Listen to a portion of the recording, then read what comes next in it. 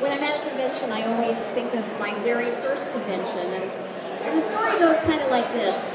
I was so excited to be on Deep Space Nine, and I was having one of those days. I don't know if you have them, but when you just roll out of bed and you go outside the house and you didn't take a shower, you didn't do your hair or makeup, nothing, and you think it's okay because I'm not going to see anybody, and you're in your worst sweats.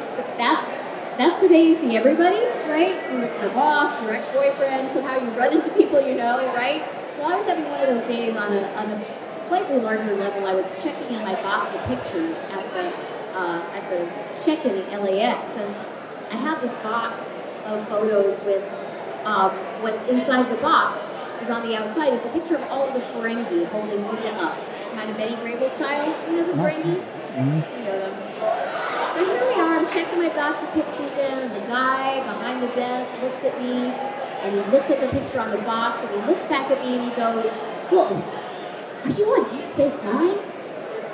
And I get all excited to get recognized, and I said, "Yes." And he said, "Girl, you look good on TV." So I was like, "Oh, well, sorry, thank you." And so then a couple people behind me start whispering, and they look at the picture on the box, and they start whispering, and they go, "Excuse me, miss, were you on Star Trek?" And I get all excited, and they point to the picture on the box, and they go, "Were you inside one of those Ferengi heads?" And I go, "No, I'm the girl." So, anyway, some of you love Lita though, right? A little bit? Not much anymore. Okay. So what this panel is really about, I guess that's a story that sort of speaks to self-esteem. Because if you don't have self-esteem by yourself, then it doesn't really matter what people tell you. You won't have it inside. And if you do have it, it also doesn't matter what people tell you. But that is way easier said than done, right? And this is a world where, unfortunately, people get beat up and ostracized and discriminated against.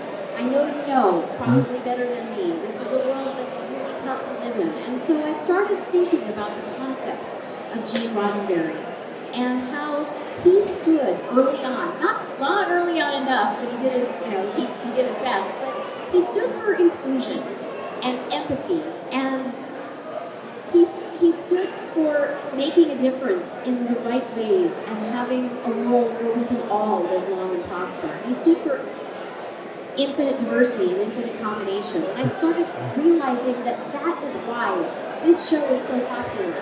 That is why we're here at Comic-Conâ, because we celebrate the stories of heroes. And I started thinking a lot about this. Well, around that time, I was mentoring young men and women coming out of gangs at a place called Homeboy Industries. Homeboy is the world's largest, are you familiar? Homeboy is the world's largest program for at-risk youth. I like to think of them as at-promise youth. It's the largest program for gang intervention worldwide. And this is a very open story. I also tell it in my TED Talk. I was having severe depression and anxiety over a really bad incident, something that happened to me, and I was very upset about it. And a friend of mine said, if you want to feel better, go help people who have it worse than you. The only people I could think of, little me, little Chase, 5'5", the only people I could think of who were as angry as I was were ex-gang members. Conveniently, I live in Los Angeles, so I went down to Homeboy, and with a friend of mine, I volunteered to teach a class.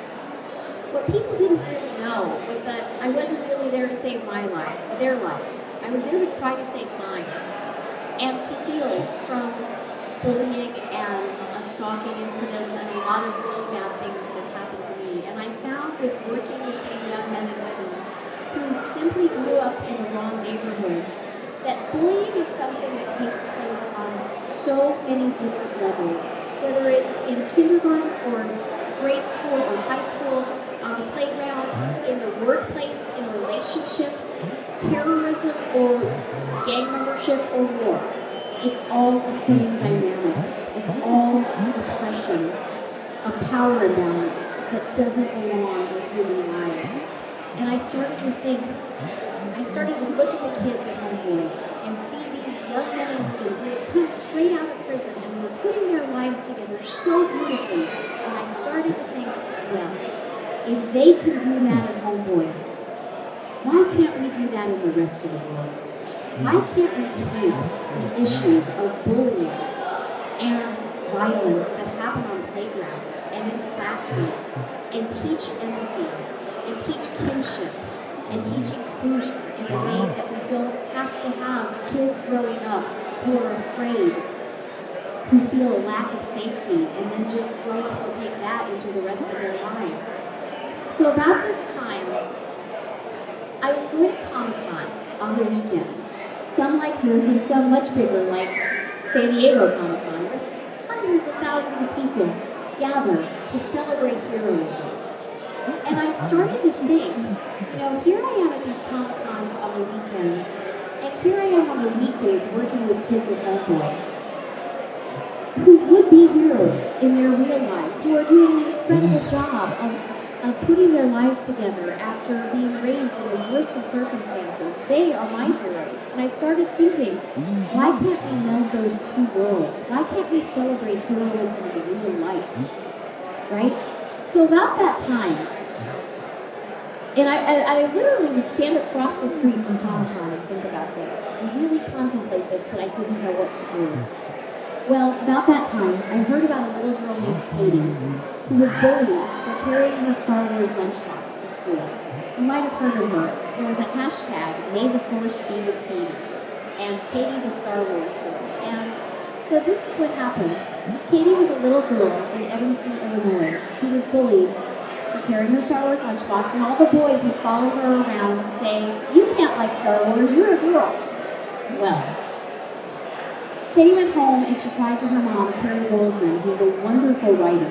She cried and said, "Mom, I can't love Star Wars anymore. I'm just going to carry my pink lunchbox." And Carrie said, "Katie, you get to be who you are. Joyfully, proudly, be you. You be you."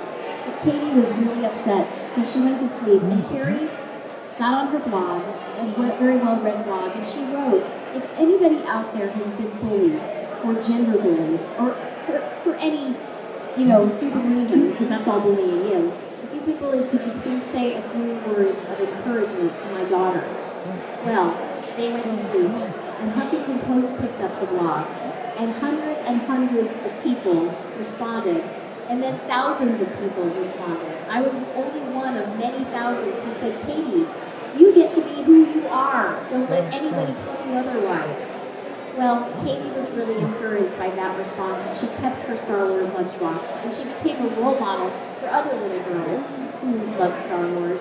And Carrie and I got in touch, and I approached Carrie. I made a point to go meet her. I knew they were going to be in Seattle, and I flew up there to go to geek-bullying, and I started just thinking about what we could do. And shortly after, Carrie decided to write a book. She interviewed me for the book, and then she asked me for other actors that she could interview. So I put her in touch with my friend Peter Mayhew, who played Chewbacca. God bless him. So now, little Katie, who was bullied in first grade for carrying her Star Wars lunchbox to school, is friends with the real Chewbacca. Don't mess with us. So Carrie asked me to get her book into Comic-Con.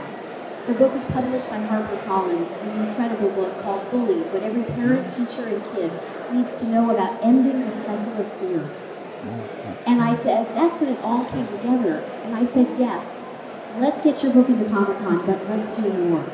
Let's form a coalition to get all the power of heroism, all the power of pop culture. When we come together and celebrate heroes, let's be those heroes in real life.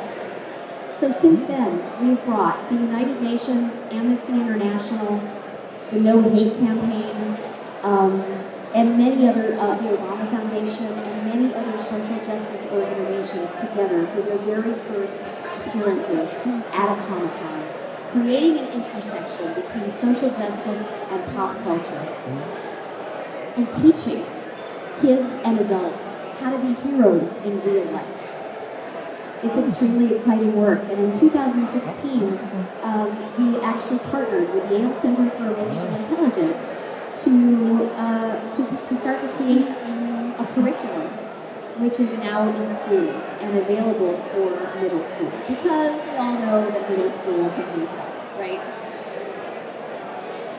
So one of the most important things we think about, and is how the effects of bullying can last a lifetime, and how a feeling of lack of safety can affect you for your whole life. I was bullied, and in grade school and in middle school and high school, and I still feel those effects of it. After everything else that I've been through, I still feel those hurtful voices inside. So we're here to create a culture of kindness, so that we can have kids grow up healthy and safe feeling, and then it can be a world where we can all live long and prosper, right? So I'd love to hear your thoughts and feelings and ideas on this. Anybody have any comments or questions? Yes. Okay, from my experience, like say as a kid, I like Pokemon, but I wasn't say bullied for it. But when I was in high school, yeah, this guy made some wisecracks about me, like stuff, like some Pokemon related jokes towards me, and then yeah, it didn't bother me, but I was wondering why is this like older like student just picking on me for like no reason? And at this point, I am actually friends with people from Pokemon, which middle finger to the guy. I mean, sure, people say when someone bullies you when you're younger, they're like, yeah, I'm probably going through stuff, and as they get older, they're like, oh, I'm sorry I was like that way to you or whatever, but... Right. So, I know you couldn't hear, so I'll repeat that. I would hop down and give you the mic, but... Oh, you can if you want. So, what's your name?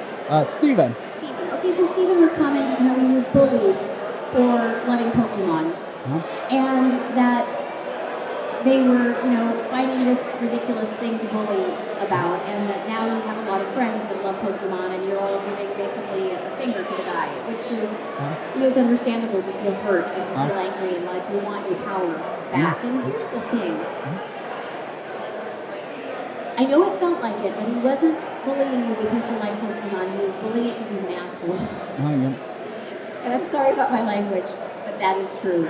Yep. Nobody bullies anybody for any reason. You could weigh 800 pounds, and if somebody calls you fat, it's not about being fat, it's because they're mean.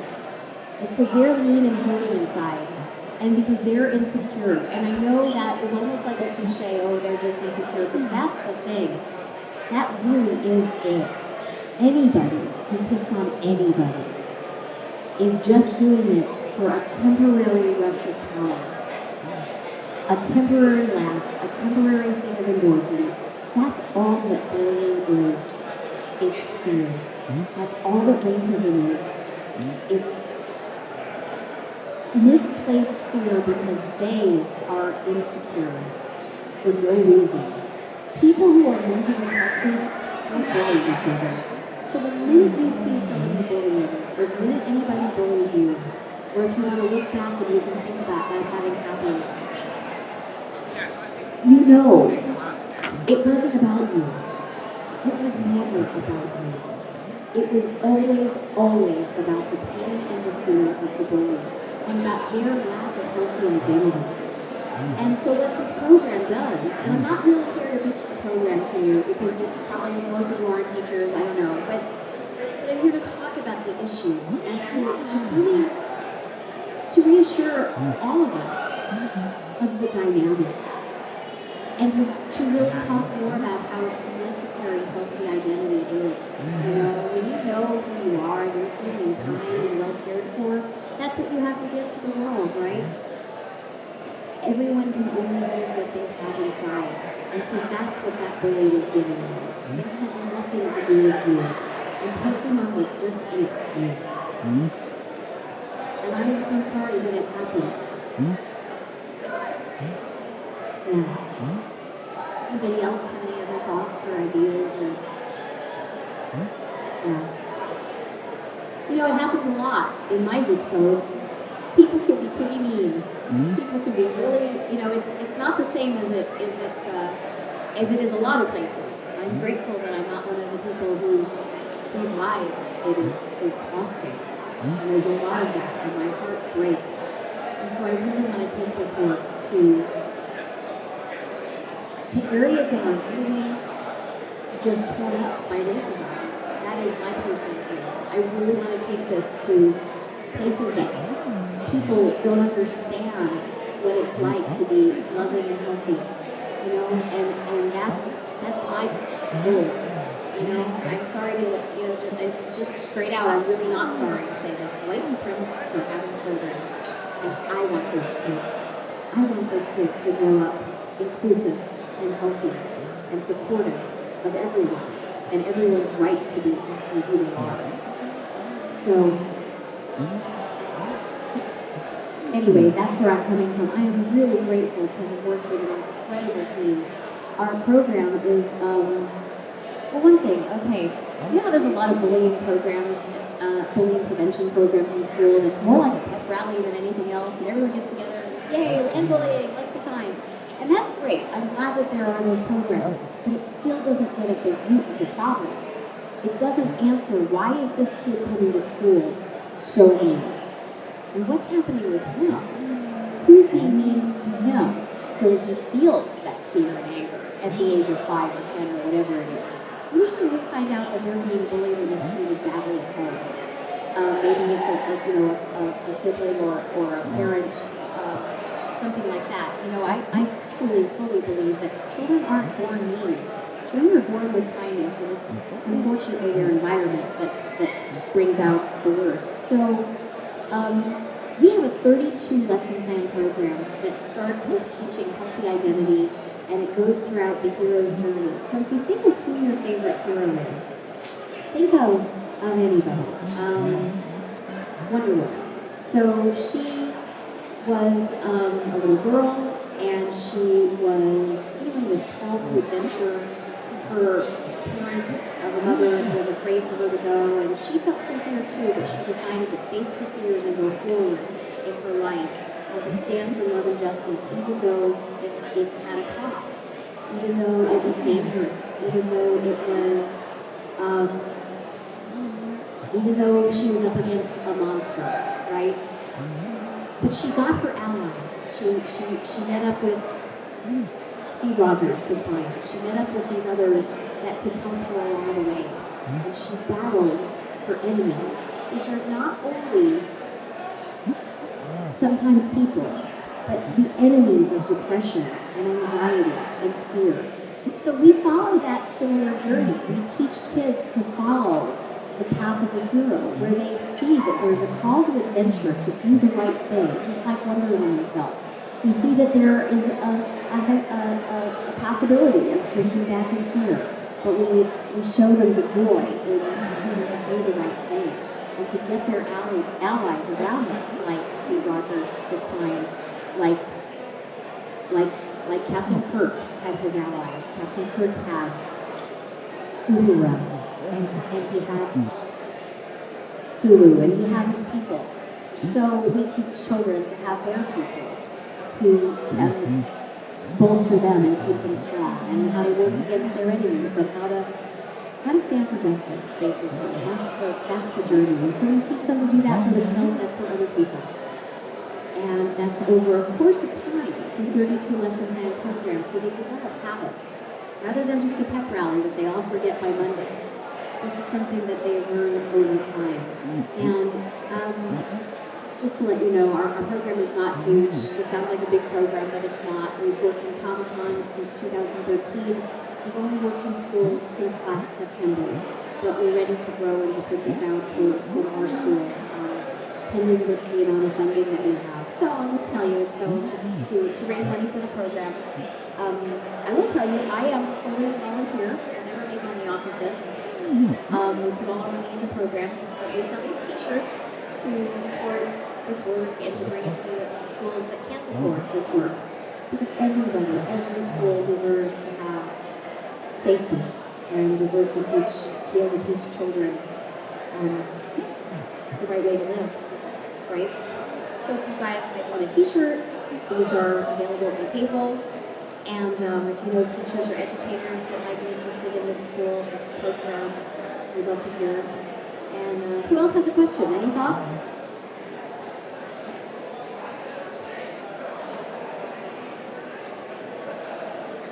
Can't think of one. Anybody have any other thoughts? There's one other thing I really want to share. Just like I landed at Homeboy, and some of you guys weren't here when I started talking about that, but this work for me comes out of mentoring kids, young men and women coming out of gangs. And I did that. I landed there because of my own severe depression and anxiety. And what is so important for us all to realize that it's not just even in our weak moments, but it's actually especially in our weak moments that we can also realize our true power. And realizing my own depression and anxiety, I was also drinking a lot. I'm grateful to say I've been sober for 12 years.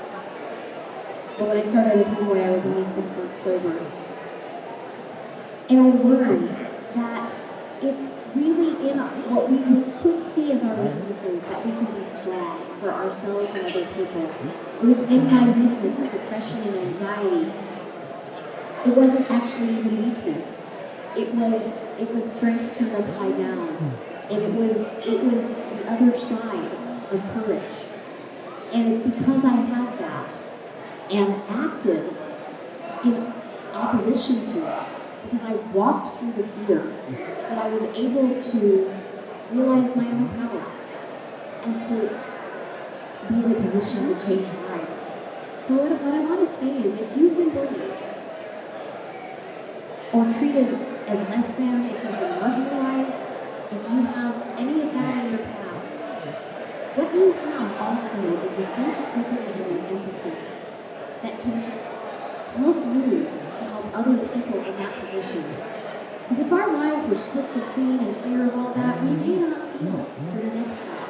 But now we're in a position to say to the next guy or girl, hey, I've been there.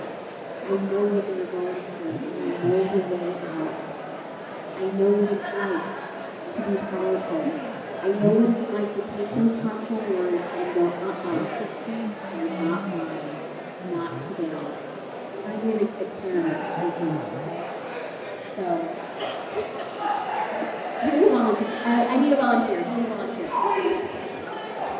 Steven. Okay.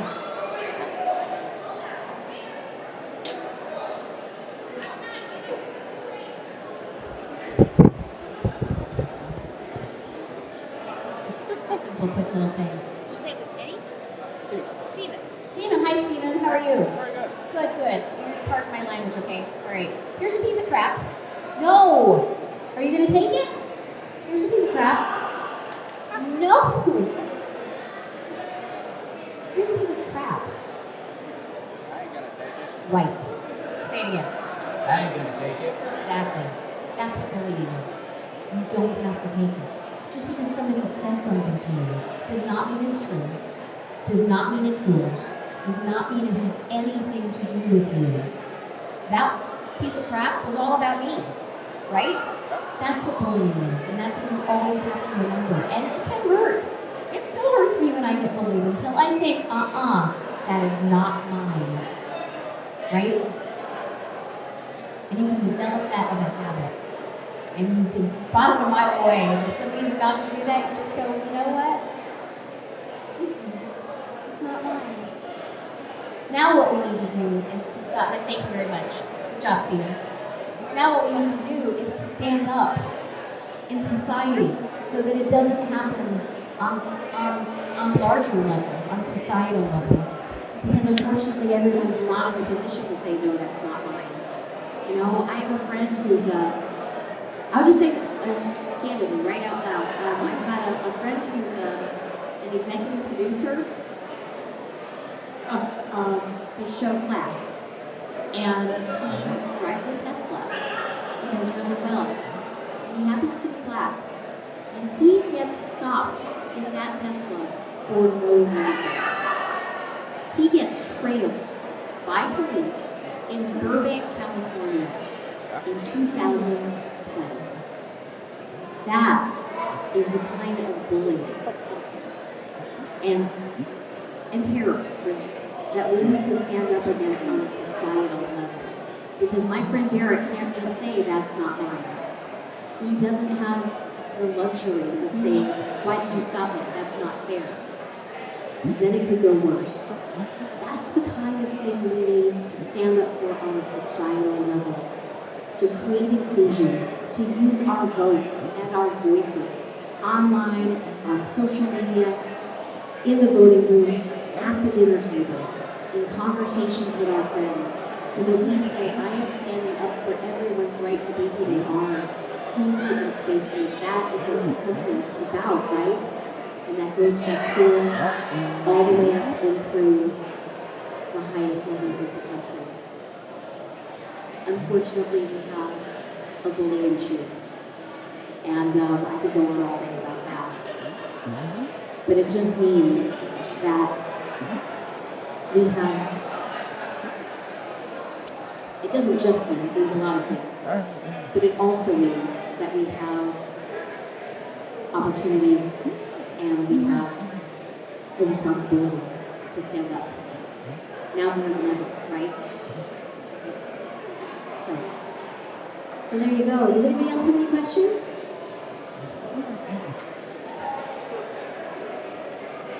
Comments?